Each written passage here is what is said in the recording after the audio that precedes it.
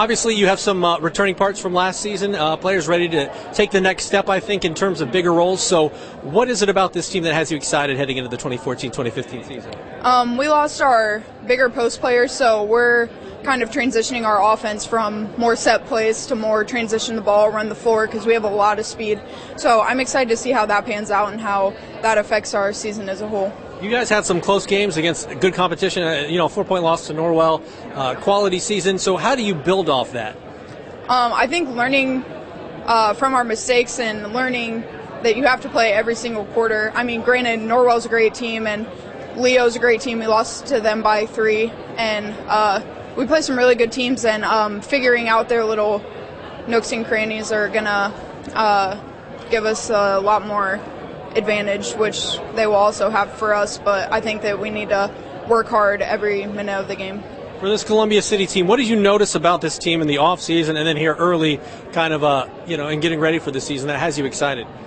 We work really hard in the off-season. We're out there a lot each season, fall, spring, and summer. So I think that we're excited to see our hard work pay off in this season. So I think that once we start winning and stuff, that we'll get really excited, because it's kind of a lot of tension being released when you work hard and get the reward.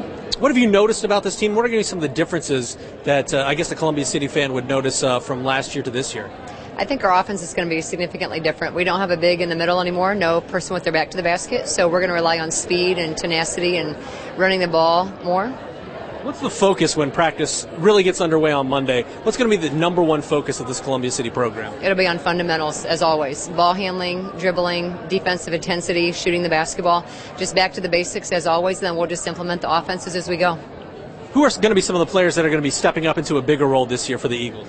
Well, definitely my backcourt, Macy Heinen and Aubrey Wright. They've been leaders on the team for several years now, but they're going to carry the load of the team, so to speak. And they've got kids that can help them out in that capacity. Elise Cormany will be a sophomore this year. She started about 2/3 of our game as a freshman. Senior Baily Rentschler gave us some good minutes last year, but got hurt midway through the season.